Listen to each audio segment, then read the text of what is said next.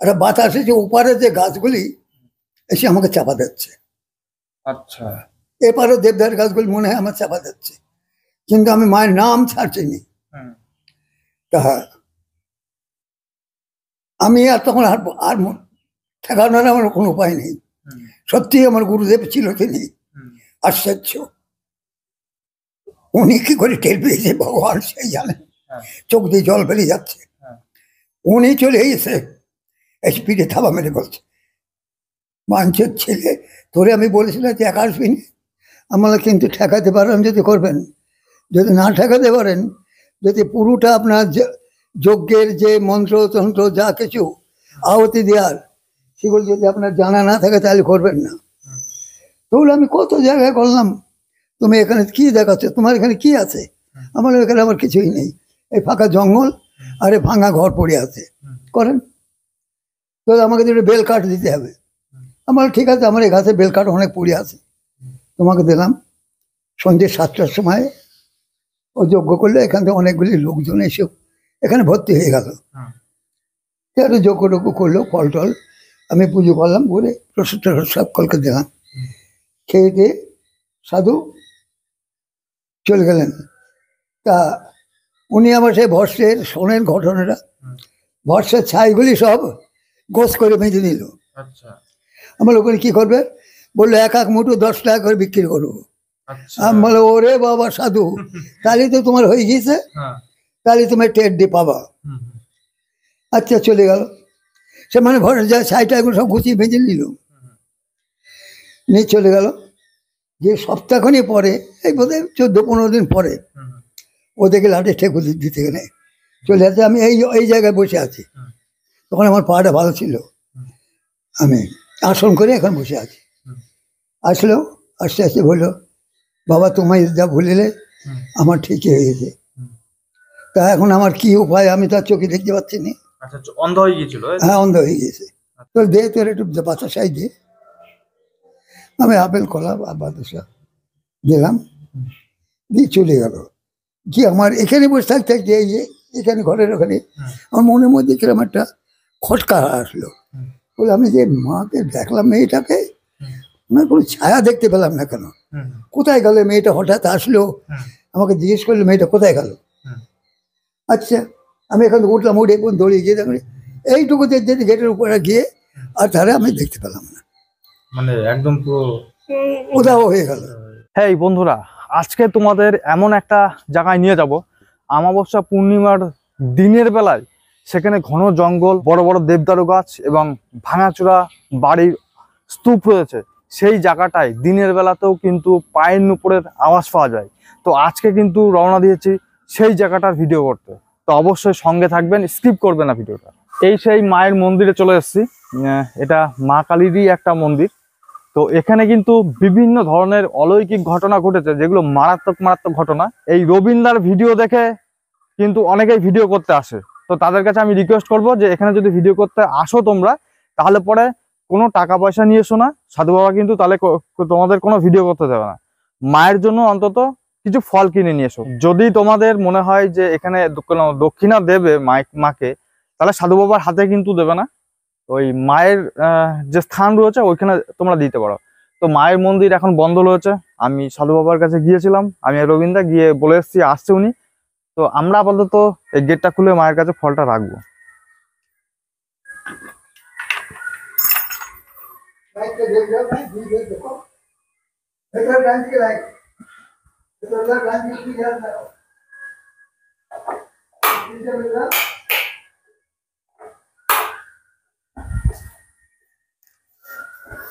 তো এই হচ্ছে মায়ের স্থান।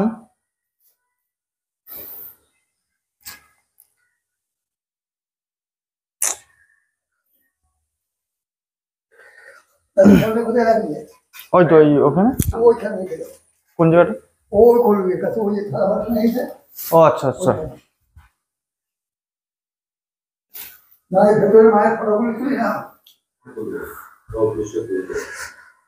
দেখি আসুন সব মায়ের ফটো তুলে নিলাম, দেখি দাও। তো আপনাদের একটু ভেতরটা দেখিয়ে নি। এই দেখুন হচ্ছে মায়ের স্থান। আপাতত এই মা কিন্তু এখানে নেই, এই মা রয়েছে শিবনিবাস মন্দিরে। দেখুন এই যে এখানকার যে মা, এই মায়ের সম্বন্ধে একটু কথা বলে নিই আপনাদের। আপনারা হয়তো ভাববেন যে এখানে পাথর রয়েছে, মা কোথায়। তো সত্যি কথা বলতে আগেকার যে 10 সের ছিল, সেই 10 সের ওজনের অষ্টধাতুর কিন্তু এই মায়ের মূর্তি ছিল এইখানে। কিন্তু এখানে আপাতত নেই, কারণ হচ্ছে এখানে চুরি হয়ে যাওয়ার ভয়ে আপনার শিবনিবাস যে মন্দির আছে ওই মন্দিরে কিন্তু রাখা হয়েছে। তো রাম সীতার মন্দিরে, তো আপনাদের দেখাবো। রাম সীতার মন্দিরে ডান দিকে রাখা হয়েছে মায়ের মূর্তিটা। আর এ দেখুন ভেতরে তালামা, দক্ষিণাকালী, ওটা হচ্ছে বাবা ভোলেনাথের, আর ওই হচ্ছে শ্মশানকালীর মূর্তি।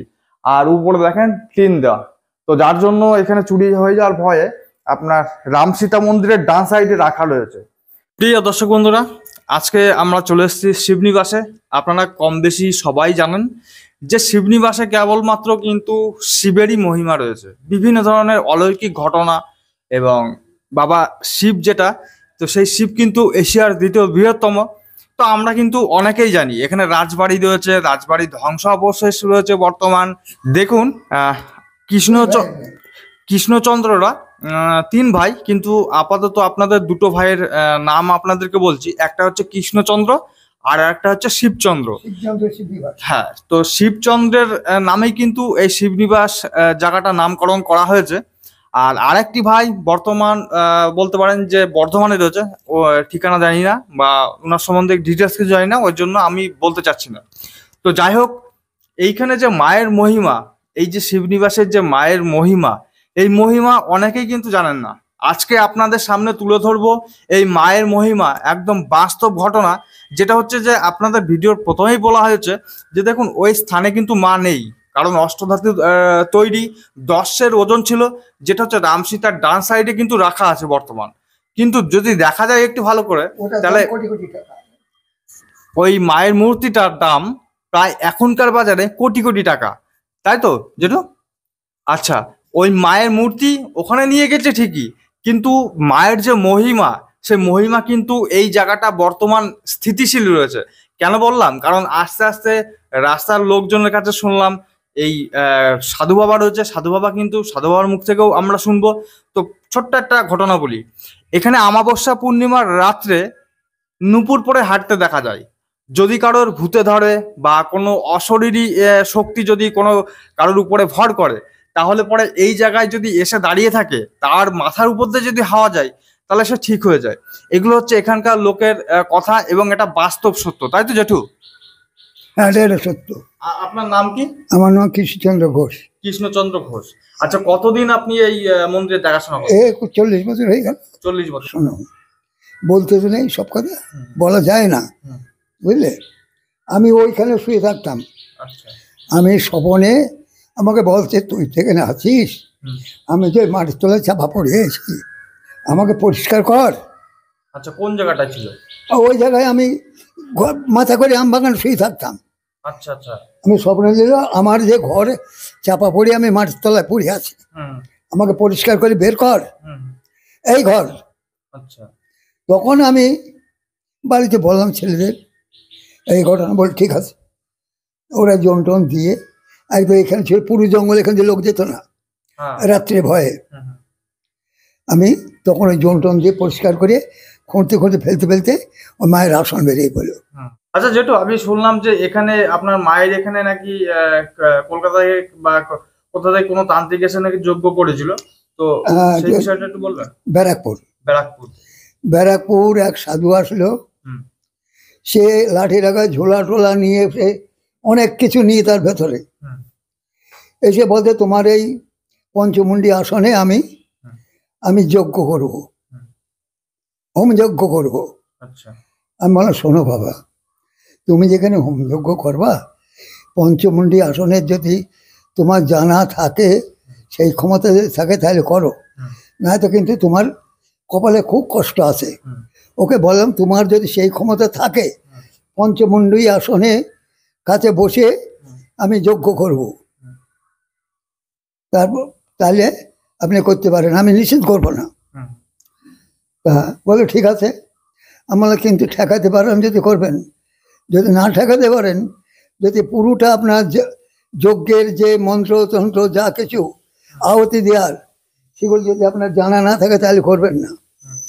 তাহলে আমি কত জায়গায় করলাম, তুমি এখানে কি দেখাচ্ছ, তোমার এখানে কি আছে? আমার এখানে আমার কিছুই নেই, এই ফাঁকা জঙ্গল আর এই ভাঙা ঘর পড়ে আছে, করেন। তো আমাকে দুটো বেল কাঠ দিতে হবে। আমার ঠিক আছে, আমার এই গাছে বেল কাঠ অনেক পড়ে আছে, তোমাকে দিলাম। সন্ধ্যে 7টার সময় ও যজ্ঞ করলে এখান থেকে অনেকগুলি লোকজন এসে এখানে ভর্তি হয়ে গেল। একটু যজ্ঞ টজ্ঞ করলো, ফল টল আমি পুজো করলাম, করে প্রসাদ সব কলকে দিলাম। খেয়ে দিয়ে সাধু চলে গেলেন। তা উনি আবার সেই ভস্যের শোনেন ঘটনাটা, ভস্যের ছাইগুলি সব গোছ করে বেঁধে নিল। আমার ওখানে কি করবে বললো, এক এক মুঠো 10 টাকা করে বিক্রি করবো। আমি বলো, ওরে বাবা সাধু, তাহলে তো তোমার হয়ে গিয়েছে, তাহলে তুমি টের দিয়ে পাবা। আচ্ছা, চলে গেল। সে মানে ঘরে যা ছাইটা এগুলো সব গুছিয়ে বেঁধে নিল, নিয়ে চলে গেল। যে সপ্তাহখানি পরে, এই বোধহয় 14-15 দিন পরে, ও দেখে লাঠি ঠেকুর দিতে গেলে চলে আসে। আমি এই জায়গায় বসে আছি, তখন আমার পাটা ভালো ছিল, আমি আসন করে এখন বসে আছি। আসলো, আস্তে আস্তে বললো, বাবা তোমায় যা ভুলিলে আমার ঠিকই হয়েছে। তা এখন আমার কি উপায়, আমি তো আর চোখে দেখতে পাচ্ছি না। অন্ধ হয়ে গিয়েছিল? হ্যাঁ, অন্ধ হয়ে গিয়েছে। এসে আমি বললাম, আমি কি করবো, আমি তো কিছুই নাই, যা করার যে সে করবে। তুমি এখানে তোর কাছে গিয়ে পড়ো, হচ্ছে দিয়ে দেখো, একদিন থাকো, 3 রাত তখন পড়ি, যদি ও দয়া করে তোমার ওপর তাহলে তোমার চোখ ভালো হবে। আচ্ছা, থাকলো। এরম টাইম এসছিল, এসে রাত্রে 12টা-1টা পর্যন্ত থাকলো। আমি 12টা-1টা পর্যন্ত থাকি, তারপর বন্ধ টন্ধ করে দিই, চলে যায় মায়ের শয়ন টয়ন দিয়ে। তারপরে ও আমি বলো, তো ঘরের ভেতর তো আমি আর থাকতে দেবো না, এখন মায়ের শয়ন দেবো, তুমি পারো এখানে। আচ্ছা, বসে থাকিয়ে দিবি। তখন বলছে, বসে থাকতে থাকতেই বলছে, আমি বলো, শোনো, তুমি যদি এক মনে রাখবা, কিন্তু আমি যে এখানে কেন আমার হলো, কেন হলো, এসব যেন মনে করো না। তুমি একভাবে মাকে বলবো, মা আমি যে অন্যায় করেছি তার তুই ক্ষমা কর মা, আমার চোখ দুটো ভালো করে দে, এইভাবে ডাকবা। কিন্তু শুধু মাকে, সে মনটা যেন মায়ের দিকেই থাকে, আর অন্য কোথাও যেন না যায়। আচ্ছা, তারপরে আমি যখন ঘরটা বন্ধ করি, বের করছি, তখন বলছে, বাবা আমি যেন চোখে আফসা আফসা দেখতে পাচ্ছি। আফসা আফসা মানে অল্প অল্প দেখতে পাচ্ছি। তার মানে ডাকো, তাহলে তো মা তোমার কৃপা করেছে, তোমার চোখ ভালো হয়ে যাবে, যাও। তার মনে হয় এখানে বারান্দায় শুয়ে থাকবা? তাহলে হ্যাঁ, আমি বারান্দায় শুয়ে থাকবো। আমি এখানে তালা দিয়ে দিলাম, দিয়ে বারান্দায় উনি শুয়ে থাকলো। সকালবেলা আসলাম আমি এই ধরো 5:30টার সময় আসি এখানে, এখন তো একটু দেরিতে আসি। আর আমি যদি না আসতে পারতাম, আমার স্ত্রী ছিল, সে ভোরবেলা আমার আসতে আসতে ঘরটা পরিষ্কার করে দরজায় জল টল দিয়ে চলে যেত। আচ্ছা, তো চোখটা ওর ভালো হয়ে গেল, মানে সকালে পুরো ভালো হয়ে গিয়েছে? সকালে পুরো ভালো হয়ে গিয়েছে। আচ্ছা, এটা আমি অলৌকিক ঘটনা। আচ্ছা, আপনি উনাকে যে এত বড় একটা কথা বললেন যে ক্ষতি হবে, মানে আপনি কি কখনো মায়ের দর্শন বা মাকে কোনো সময় অনুভব করেছেন? আমি দর্শন মায়ের হাত বললাম, চোখে আমি দেখিনি, কিন্তু অনুভব করা যায়। অনুভব করেছেন? হ্যাঁ,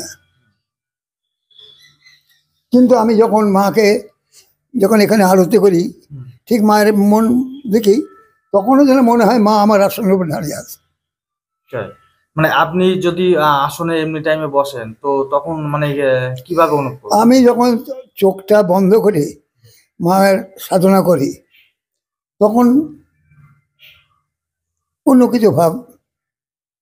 আর একটা ঘটনা শোনে, আমার গুরুদেব যে ছিলেন, বাংলাদেশে বাড়ি, কালীপদ চক্রবর্তী। আচ্ছা, তিনি আমাকে একটা শ্মশান জাগানো। শ্মশান জাগানো?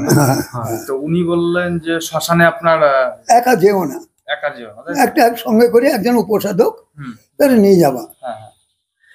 তা আমি মনে মনে করলাম কি, আমি এই নদীতে সব সময় স্নান করি, রাত্রে দিনে সবসময় যাই। হ্যাঁ। এখানে আবার কি আমার উপসাধকের দরকার, কিন্তু আমার মনে মনে একটা হয়তো ইচ্ছা এসে গিয়েছিল।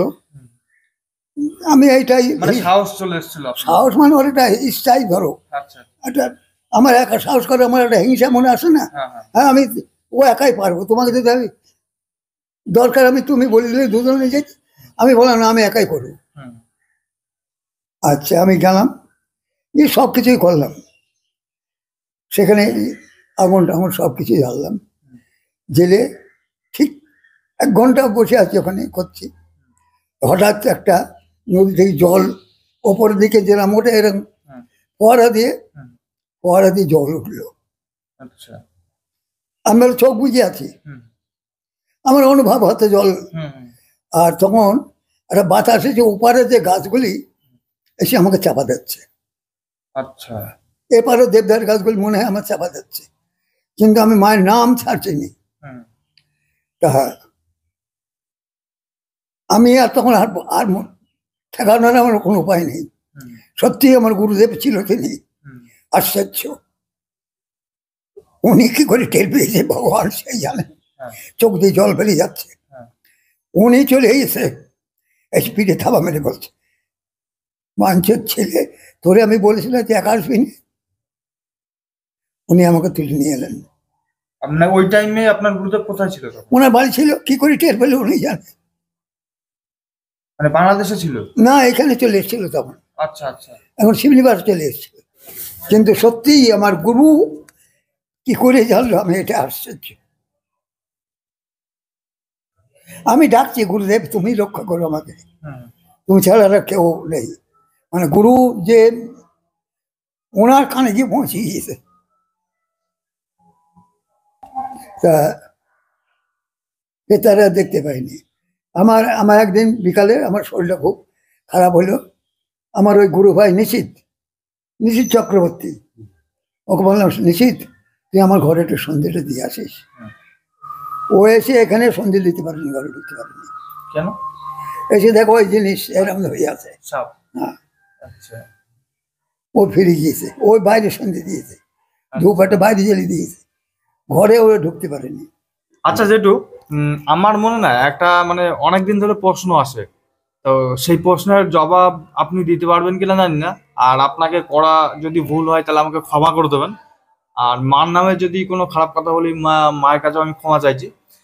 যে মা তো আমাদের একটা তো, তাহলে এই যে শনি মঙ্গলবার যে পুজো করা হয় বা যেগুলো আপনার মানে সয়াল বলে বা ভর বলা হয়, তো আমাদের এই ভারতবর্ষের মধ্যে শনি মঙ্গলবার মানে এই 1000 জায়গায় একটাই মা কিভাবে মানে ইয়ে করে?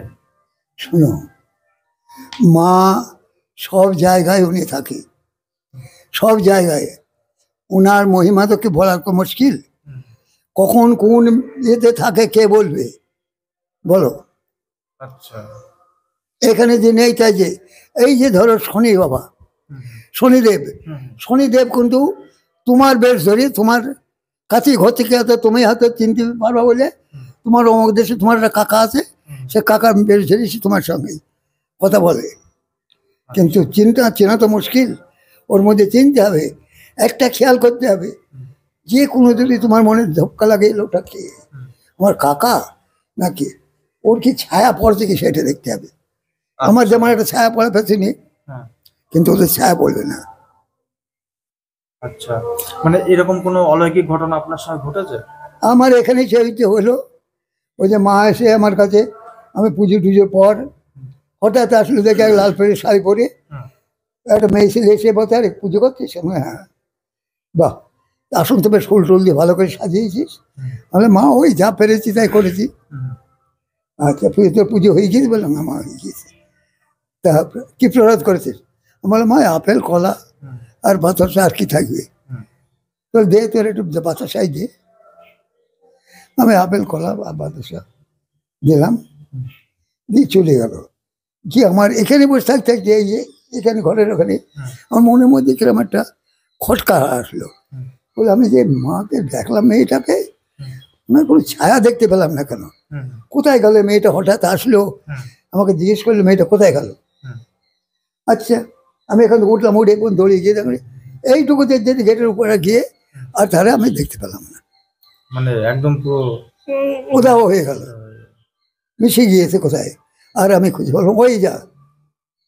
আচ্ছা, আপনি মায়ের তো মানে কি বলবো, মায়ের আপনি যেহেতু পরিষেবা দেন, মাকে দেখাশোনা করেন, তো আপনার মাধ্যমে মানে অসহায় কোনো ব্যক্তি রোগ বাগ যেটা বলে আর কি, সেগুলো কোনো রকম আপনি সারাতে পারেন? শোনেন, আমি একটা ভালো ব্যাধি এখনো কোনো ডাক্তারের ওষুধ দিতে পারেনি। কি সেটা? মির্গেনারা। আচ্ছা। মির্গেনারা রোগে তো আগুন দিকে কাঁপতে কাঁপতে জলে কাঁপতে কাঁপতে পড়ে যায়, কিন্তু আমি ওই রোগের ওষুধ আমি দিতে পারি। আচ্ছা, মানে ওই ওষুধটা কি আপনি স্বপ্নে পেয়েছিলেন না এমনি? ওটাও স্বপ্নে পাওয়া। স্বপ্নে পাওয়া, তাই তো? আচ্ছা, ওর মানে কিরম ভাবে দেন একটু? ওটা হচ্ছে তোমাকে একটা লোহার মাদুলি তৈরি করে আনতে হবে।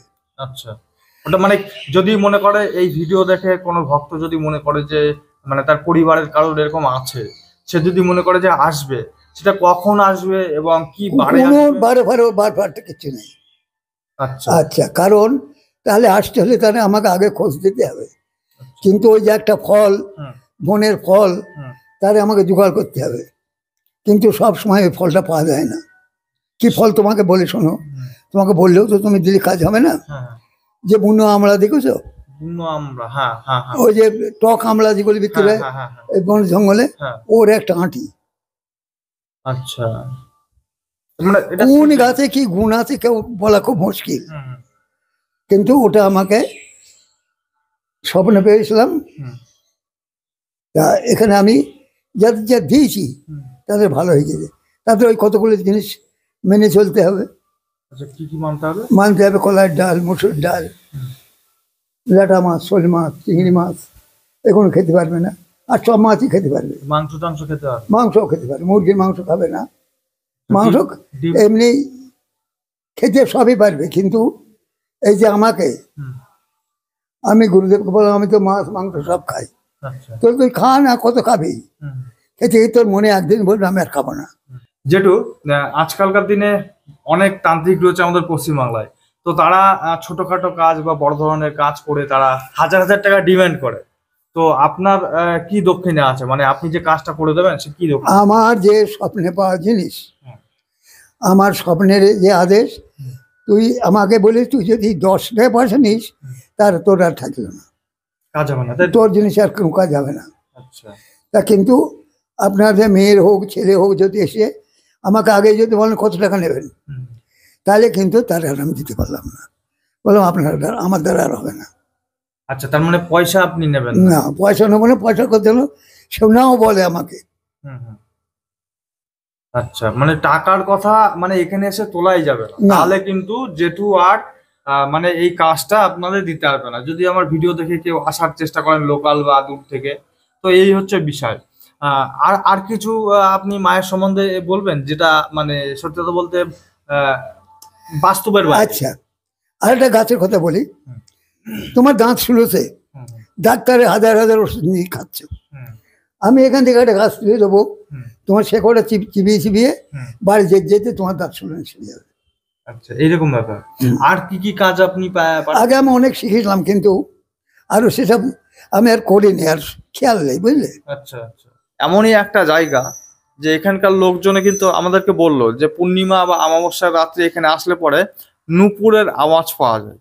তো জেঠু, এই যে নূপুরের আওয়াজ, আমরা মনে করছি যে অমাবস্যা বা পূর্ণিমার দিনকে এসে এখানে ভিডিও চালিয়ে সেটা রেকর্ড করে আপনার দর্শকদের দেখাতে চায়, তো এটা তো আমার মনে হয় যে ঠিক হবে কি? হবে না, ঠিক হবে না, তাই তো?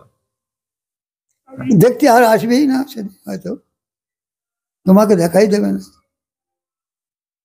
ঠিকই তো, এটা অবশ্যই একটা সিক্রেট জিনিস, যেটা মানে এখানে না আসাই উচিত, কারণ আমারও মনে বলছিল যে মায়ের এই যে মহিমা, এই মহিমাটা আপনারা শুনলেন যে একজনা এসছিল, যেটু কিন্তু আগে বলেছিল যে আপনি যদি সঠিকভাবে যজ্ঞ করতে পারেন তবেই বসেন এখানে, নাহলে কিন্তু কোনো ক্ষতি হতে পারে, এরকম ধরনের কথা যেটু কিন্তু বলেছিল। তো তার পরবর্তীতে কিন্তু তার অন্ধ হয়ে যায়। সত্যি কথা বলতে তো আমারও মনে হয় যে মায়ের মহিমা এগুলো নিয়ে মানে পরীক্ষা না করাই আমাদের উচিত, কারণ সত্যি কথা বলতে তার কাছে আমরা কিন্তু কিছুই না। তো সেই জায়গাটায় আমি বা আপনারা যতদিন এই পৃথিবীতে আছি সঠিকভাবে সঠিক নিয়ম মেনে চলার চেষ্টা করবো, তাই তো জেঠু? হ্যাঁ, না 100 হয়নি, 89 হয়েছে। আর আমার বাবা দেহ রেখেছিল 99। 99, 100 মানে সেঞ্চুরি করতে পারি না, আর 1 বছর হলে। তো জেঠুর বয়স এখন 89 বছর, আর দেখে যা মনে হচ্ছে এখন, সত্যি তো বলতে এই পাটা ভেঙে গিয়েছিল জেঠুর, তো তার জন্য একটু হয়তো প্রবলেম হয়। তো দেখে মনে হচ্ছে জেঠু যে 100 বছর পার করে দেবে, বুঝতে পারলেন? জেঠু এখন আপাতত কি আপনি নিরামিষ পুরো? না, নিরামিষ নাই, নিরামিষ আছে শনিবার, মঙ্গলবার আর বৃহস্পতিবার।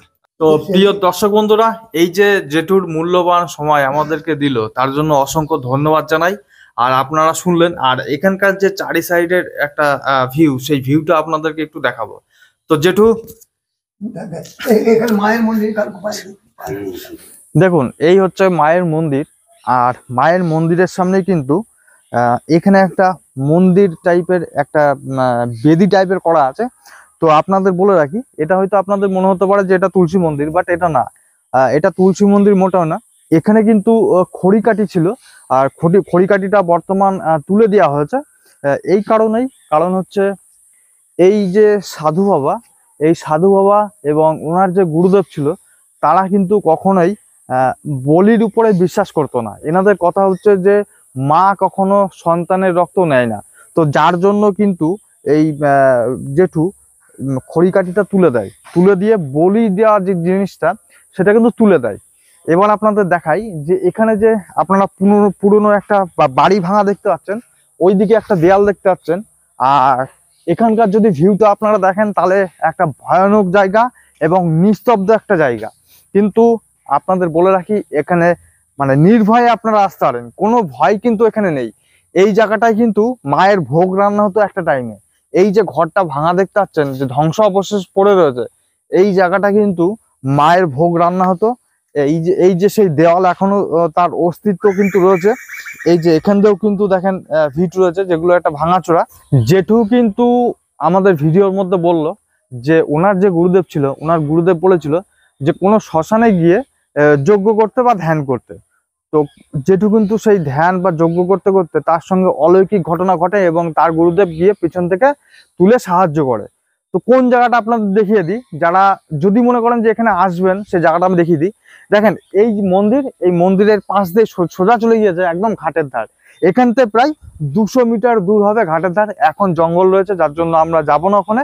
তো সেই ঘাটের ধারেই কিন্তু একটা টাইমে যেটু ধ্যান করতে বসেছিল, ওই যে অলৌকিক ঘটনা ঘটেছিল ঠিক এই জায়গাটাই। তো প্রিয় দর্শক বন্ধুরা, আজকের ভিডিওটি কেমন লাগলো? কারণ আমি বলি যে আমরা শ্মশান, কবর, বিভিন্ন ধরনের ভিডিও আপলোড করি, মনে হয় ওটা একঘেয়েমি। তো আমার মনে হলো যে শিবনিবাসের মতো জায়গায় শিবের যে মহিমা, তার মধ্যে মা কালীর যে অলৌকিক ঘটনা একটু তুলে ধরার চেষ্টা করি। তো আপনাদের কাছে তুলে ধরলাম। অবশ্যই জানাবেন কমেন্ট করে যে আপনাদের মতামত কি আছে, এবং যদি আপনি চ্যানেল নতুন এখন, তাহলে অবশ্যই চ্যানেলটিকে সাবস্ক্রাইব করে রাখবেন যদি ভিডিওগুলি ভালো লাগে তবে। আর যারা সাবস্ক্রাইব করে ভিডিও দেখছেন, তাদেরকে অসংখ্য ধন্যবাদ জানাই। আবার দেখাবে নেক্সট ভিডিও। ততক্ষণ আপনি ভালো থাকুন, সুস্থ থাকুন। ধন্যবাদ।